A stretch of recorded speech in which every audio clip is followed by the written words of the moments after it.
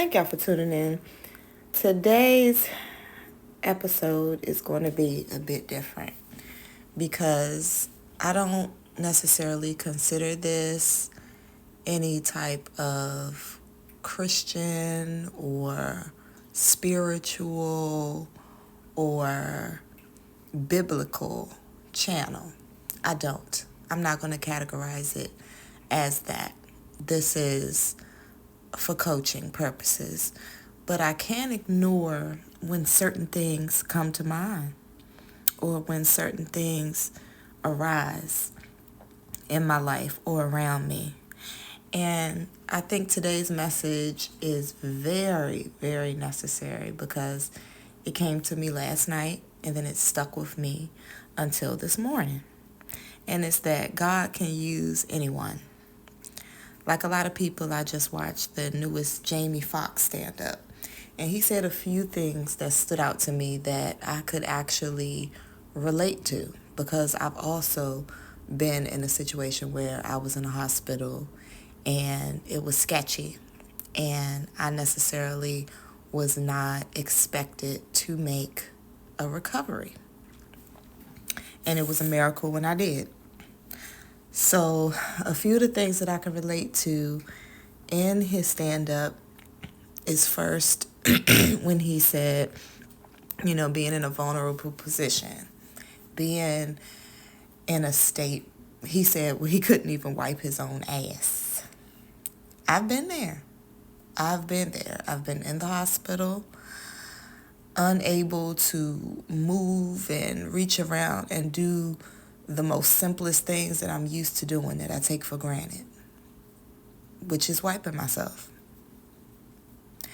And I can remember my nurses just being so nice about it, being very, very nice about it, and not making me, feel like I was being a burden. I could tell that a lot of my nurses in this particular hospital were meant for that position because I myself don't think I could do it. In fact, I was a candy striper back in the day when I was in middle school and things like that. I didn't have to wipe anyone, but I had to change people's beds. And I walked out of there. I walked out. I didn't want to do it anymore. My mom would drop me off to be a candy striper, which is like a volunteer at the hospital. And I hated it so much that I refused to go. I would walk around downtown and do anything just to skip it. And the day I walked out was the day that they asked me to change this guy's bed. And I couldn't do it. The smell bothered me. I couldn't do it. I walked out, and from that point on, I was skipping it. Just like people skip school, I was skipping that. I refused to do it. I did not. It wasn't for me. So anyway, fast forward, all of my nurses were really, really nice about it, except for this one. And she wasn't even a nurse. I think she was like some type of volunteer, but she was grown. Clearly not a candy striper. She was grown, and she was some type of, I don't know, she may have been getting paid for it. But anyway, it was once I had gotten out of ICU and I had moved down into, the regular, I guess, hospital ward or unit where I had a roommate. And I was still, I hadn't wiped myself yet. I still was weak. And I still didn't think I could do anything like that. And so I still would press the bell and call for the staff to help me. And when I called her to help me with the bathroom, she just kind of looked at me like she was trying to hide a disgusted look on her face, but she really couldn't hide it. I could tell she was grossed out. And she handed me the wipes and she was like, you could do it. You got to do it. I don't do that. I don't do that. And that was like the first time that I felt like, oh my God, because my nurses had made me feel so good about it previously. Like, it's okay, I've got it. That's what we're here for. Don't worry. Oh, no worries. They kind of babied me. And she was the first person who kind of looked at me like, I don't get paid enough for that. I could just feel the heat coming up off of her. in a way I could relate because that's how I was. But at the same time, I would never be an adult and take on that kind of job if I didn't want to be there and, I was squeamish to stuff like that. But again, you don't know people's situations. Maybe that's the only job she can get. I don't know. Whatever the case, you could tell she did not want to be there. And the way she looked at me kind of made me feel uncomfortable. I felt like a burden. And I felt like, yeah, it's time for me to get up out of here. It's time for me to get up out of here. And I had told her in that moment, I was like, I haven't done that yet. Everybody has been doing it for me. And she was like, well, I don't do that. I'm not. You gonna have to take care of yourself. And needless to say, I didn't do such a great job. And I just kind of felt embarrassed. Like, ugh. Like, nah. I don't even want to be in this situation to put anybody else in this situation to even feel like that. I didn't beep for her for the rest of the night. I had a new nurse that was really a nurse who came on at the next shift, and she helped me. And I told her from that moment, I said, how can I start doing this myself? And she was like, well, it's okay if you need me to do it. And I said, no, I wanna work on doing it myself. And there began my transformation to work to get out of that hospital. And I can go into that another time, but I just want to make sure I hit on these points. Another thing that he said that I related to was needing to get to know God again and really seeking him out when he said that he was asking God, why me? Why me? All these evil people out here that's doing wrong. Why me? And something about, I can't get the wording correctly. I mean, you have to go watch it yourself. I recommend you watch it yourself. But he was like, when you were little, you said your grace. He told him, when you were little, you prayed over your food. And you sought me out. You forgot about me. And then Jamie said, when I forgot about God, that's when God gave me a stroke. I felt that. Even though I've never forgotten about God, I had been slacking off. I had said a while back that ever since I got married, or ever since I have been grown, I would say that my night routine has changed. Not since I've been married, maybe since I've been grown. My night routine has changed.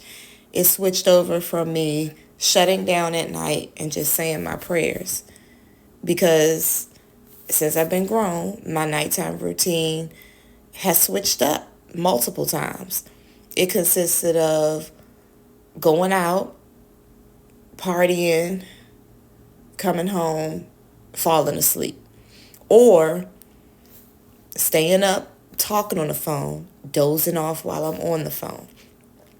And then I would say after getting married, my night routine switched to watching TV or talking or just being with my husband at night and falling asleep and not saying my prayers at night. I was adamant about saying my prayers at night as a kid. Adamant. And even though I still say grace and say my prayers before I eat, I noticed the difference. And I said, my night routine has switched off probably ever since I turned 21. I don't shut down at night anymore and say my prayers. And I wonder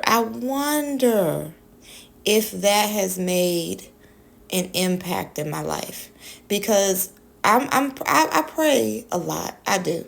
I pray a lot all day, many prayers, and then in the morning, many prayers. But there's always something to distract me or get me out of bed.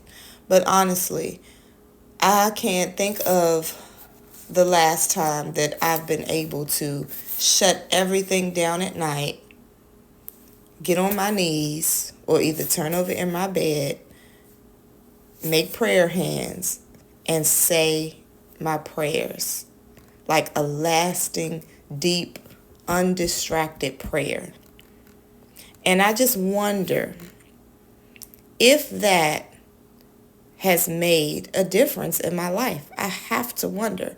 When Jamie said that, it kind of pointed that out to me. And I said, yeah, that's seeking him out. I have to be able to shut down at night again. I have to. Or at least throughout the day. These mini prayers ain't cutting it. I'm really feeling like God wants to hear from me. Like, be still with me.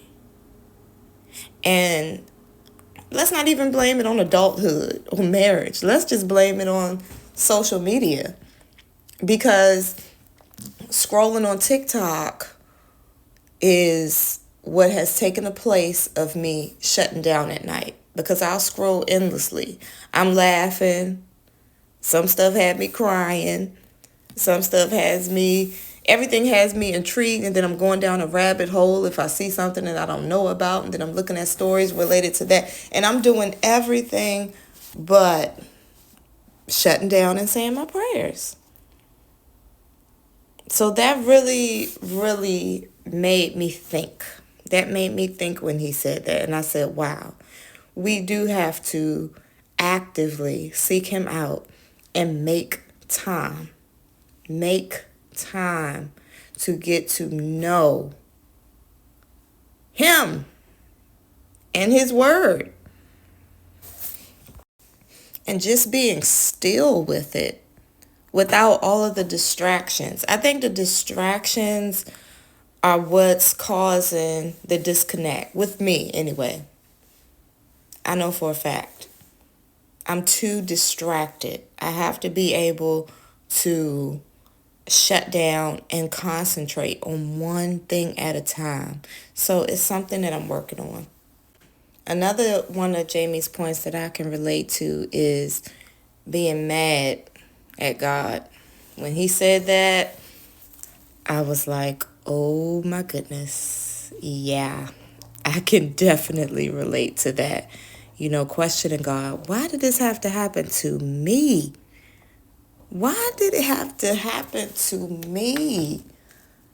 All of these bad people out here, people that are doing wrong, and you choose for me to be suffering and for me to be in the hospital and in this situation.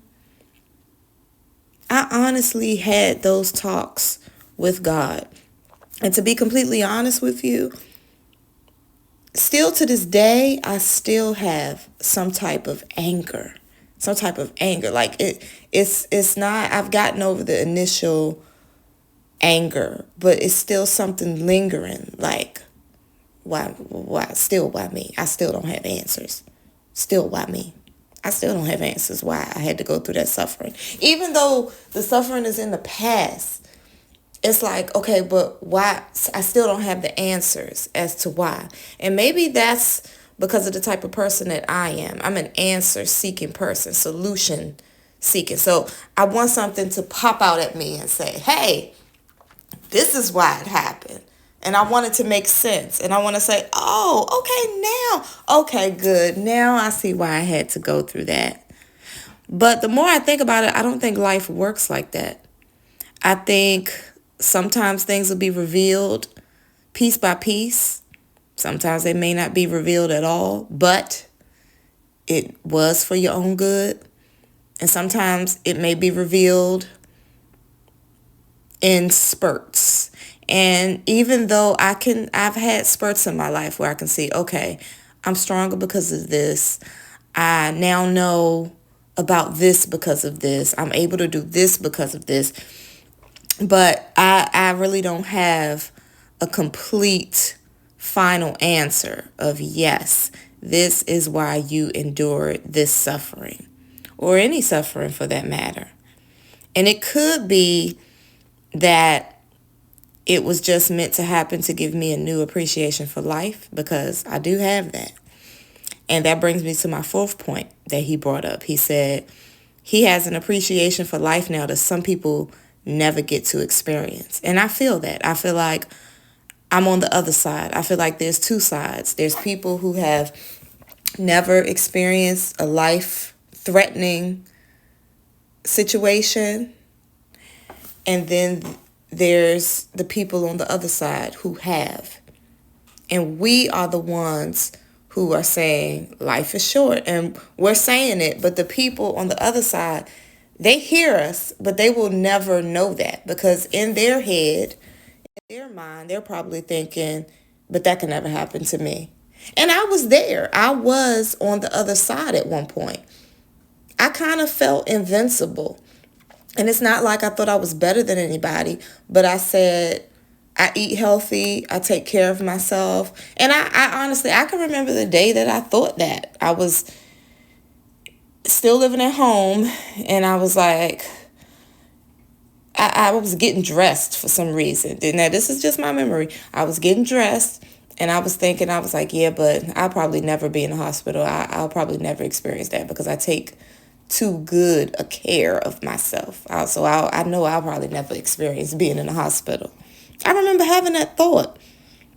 And then fast forward, I was in the hospital, and I was mad, because I was like, why am I here, God? I do not abuse my body with drugs and drinking like everyone else. So why am I here?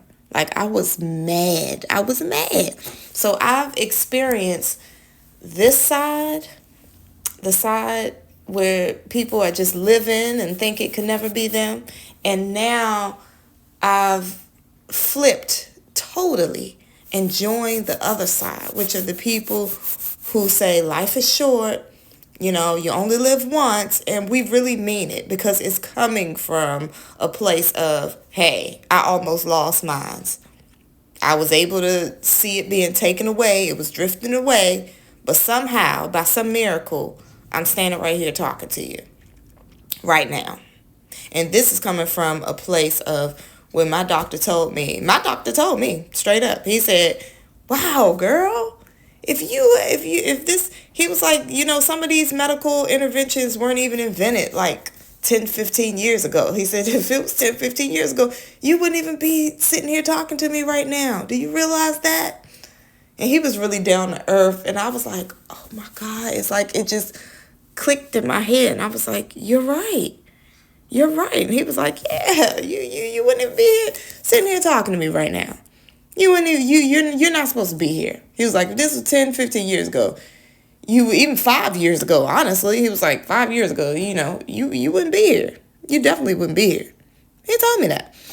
So I can relate when Jamie said, having he has an appreciation for life that some people never get to experience. And again, I say this, I hope and pray that if you're listening and you have not experienced that, I hope you never, because it's hard. It's not an easy feat. And consider yourself blessed that you have never had a life or unaliving experience. So needless to say, I woke up this morning. I looked in my bookshelf. Yes, I still have a bookshelf filled with a lot of books. And my goal is to read a lot of them and then donate them so that I can get rid of my old school bookshelf. But I pulled out my Bible and I pulled out a devotional, a women's devotional by Joyce Meyer, Starting Your Day Right. Devotions for each morning of the year. Today is December the 15th, and I want to read to you what my devotional said. Well, you know what? As I'm looking at this devotional, oh no, I was right. Today is December 14th. Okay, I'm tripping. Today is December 14th, so I was reading the right one this morning. I was going to say, oh no, my point is null and void. My point is null and void. Because, okay, yeah, we're right. We're right on track. Today is December 14th. This morning I woke up and I read today's devotional, December 14th, which says, "Follow Jesus. All who keep his commandments, who obey his orders and follow his plan, live and continue to live, to stay and abide in him and he in them. They let Christ be a home to them, and they are the home of Christ." Okay? Now, doesn't that relate to those thoughts that I was just thinking? So that clicked for me. And I said, this title alone, Follow Jesus. I just said that I need to seek him out and I need to get to know him again. And here's the word for today. Okay, and it continues to say, some people wanted to follow Jesus, but they were afraid they would be put out of the synagogue. See John 12:42. Some people are still afraid to follow the Lord because they might be put out of their family, their group, or even their church. Eventually, there will only be one person to face, God. You won't want him to say, I had so much for you, but you didn't receive it because you were too concerned about what people thought. You were a people pleaser. Jesus wasn't swayed by men's opinions, threats, judgments, or criticisms. Follow Jesus and enjoy life. Now, I don't consider myself to be afraid of God or afraid of Jesus, but I get the message here, which is follow him, seek him out, get to know him.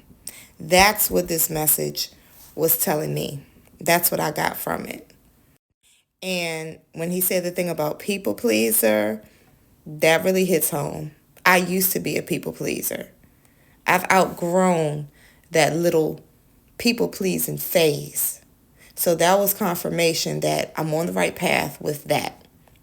Keep not being a people pleaser, because that could be to the detriment of you.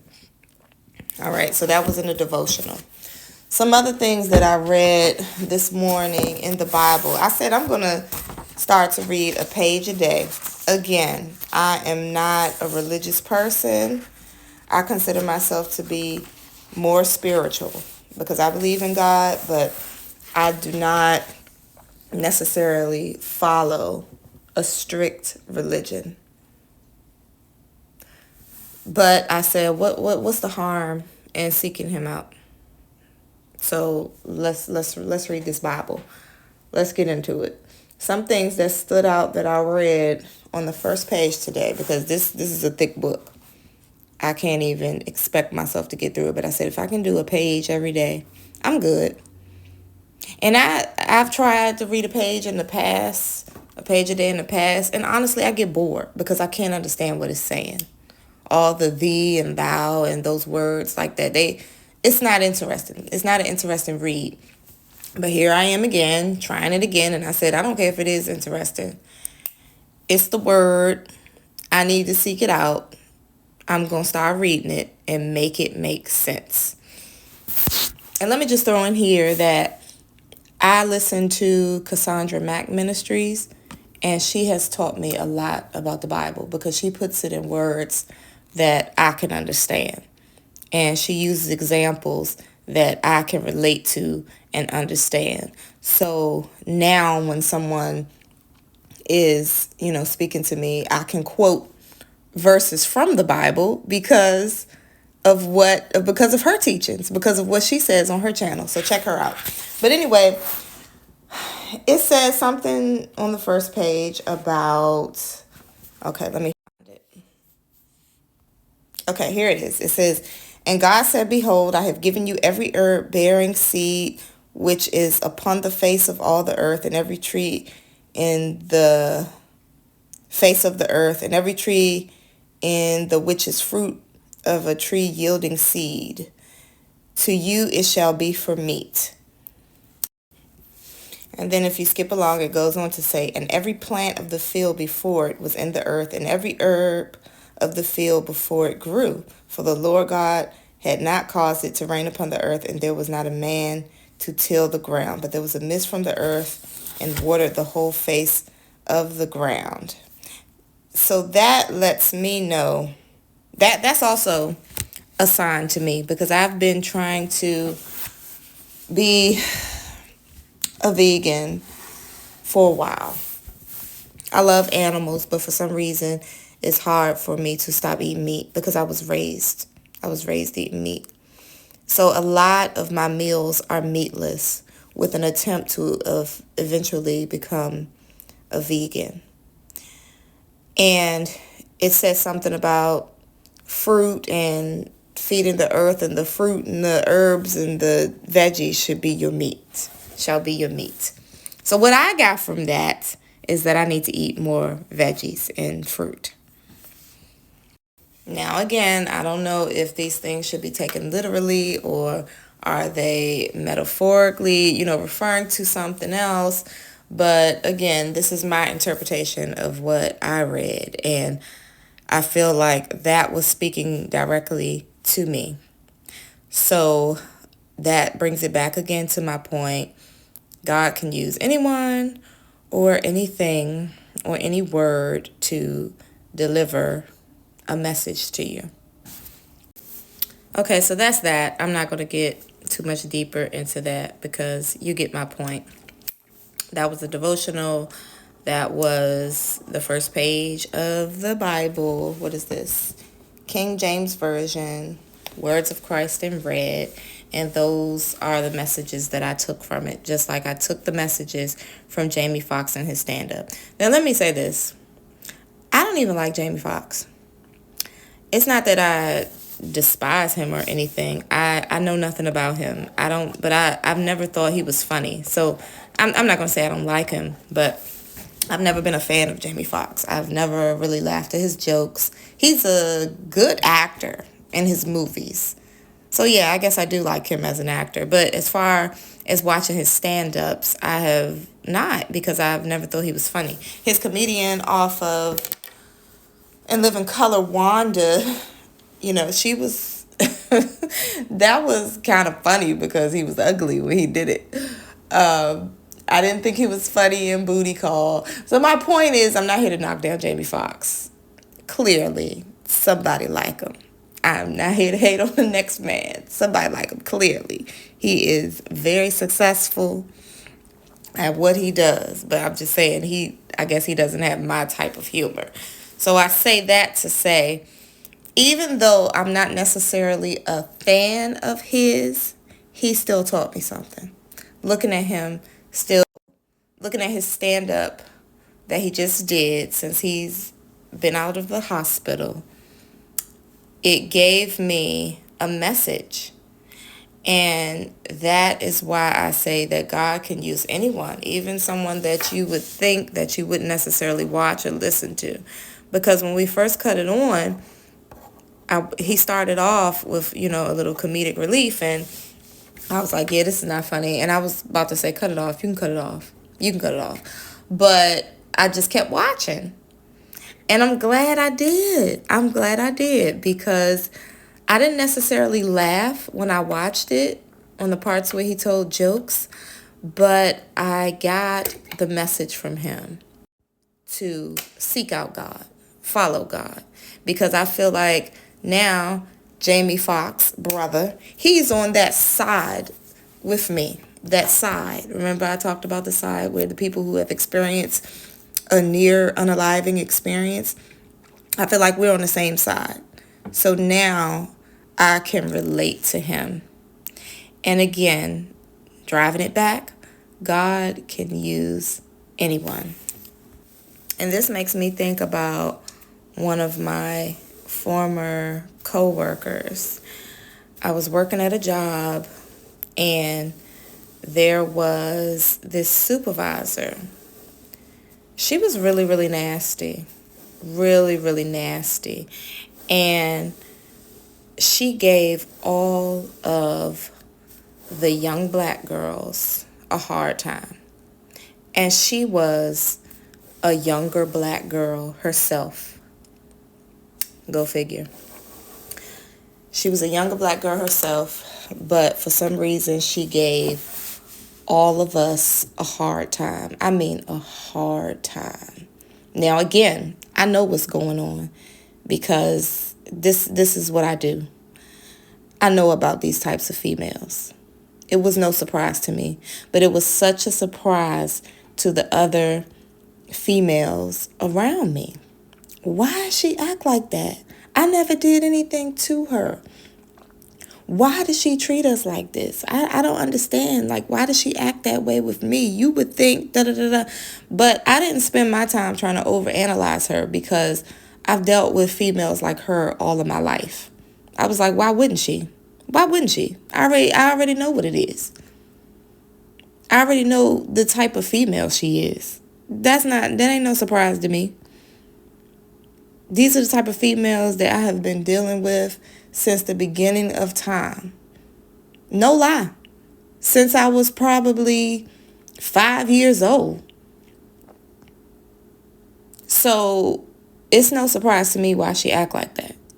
But they were just so shooketh on why she chose to hone in on us and talk about the dress code. You already know why. She's jealous of our shape. She wished she was shaped like that. That's why she don't like it. That's why she got a problem with how we dress. Every little thing was an issue to her. And I bring her up because I wanted to talk about a conversation that I had with one of my coworkers, one of my other coworkers, about this particular supervisor. You know, we were talking, and this particular coworker, her hair was just always laid. Loved her hair. I was the one who dressed cute. Well, both of us dressed cute, first of all. Both of us dressed cute. But her hair was just always laid. Everybody loved her hair. So I guess that was, her thing. And my thing was I always dressed up. Always dressed up. So, we were talking one day, and she was trying to get to the bottom of why this lady was basically bullying her.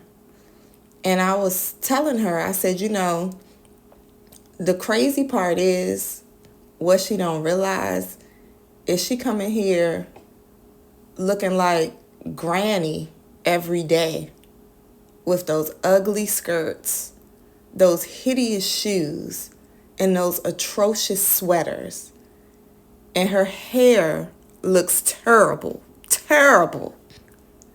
I said, she would be better off if she had came in here, off some friendly shit and made friends with us instead of making an enemy of us. Because she need a friend. Clearly, she don't have no good friends. Because if you have friends, you would not be coming out the house looking like that. Because your friend would be like, girl, take that off. Why you don't ever do nothing with your hair? Clearly, she don't have nobody in her life that's looking out for her like that. So she need a friend. So I was like, if she was smart, she would make friend, at least if not friends, she would make friendly with us. So she could say, oh, girl, where do you get your hair done? And, people used to compliment me on my outfits. She could tell me, oh, girl, where'd you get that outfit from? I would gladly tell her because I'm not a gatekeeper. I says, but she chose to be a hater and a bully and make an enemy of girls who could have helped her, gave her a makeover, and transformed her daggone life. But yet she chose to make an enemy of us. And I said, see, that's why you have to be careful because God can use anyone. I got a great personality. I was talking to my coworker, you have a great personality.